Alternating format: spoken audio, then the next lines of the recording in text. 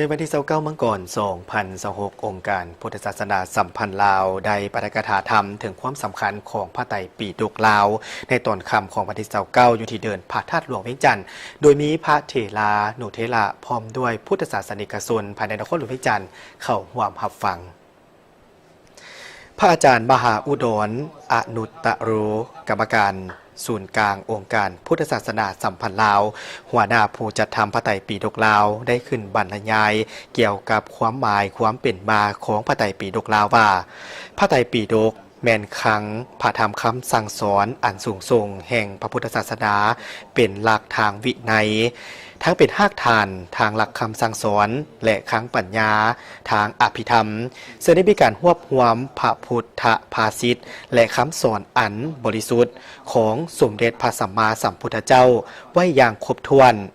สำหรับชาติลาวพระไตรปิฎกเป็นทางหลักในการทำนุบำรุงพระพุทธศาสนาเป็นหากฐานของจริยธรรมและคุณค่าของวัฒนธรรม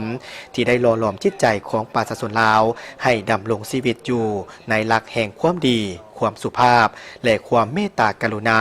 ความสามัคคีซึ่งงานดังกล่าวแม่นได้เริ่มขึ้นในวันที่26จนมาถึงวันที่30มังกรพิธีสำคัญทางพุทธศาสนาประกอบมีพิธีโหดสงฆ์เถราพิเศษพิธียกยอดโสฟ้าและพิธีสูตรปริตะมงคล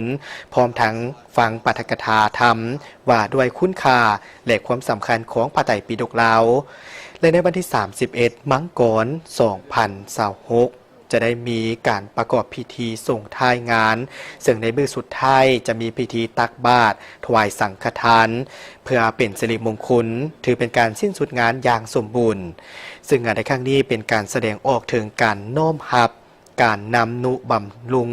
หรือการทำทนุถนอมและสืบสารพระธรรมคำสอนให้ดำรงคงอยู่คู่กับชาติลาวสังคมลาวอย่างมั่นคงและยืนยงตลอดไป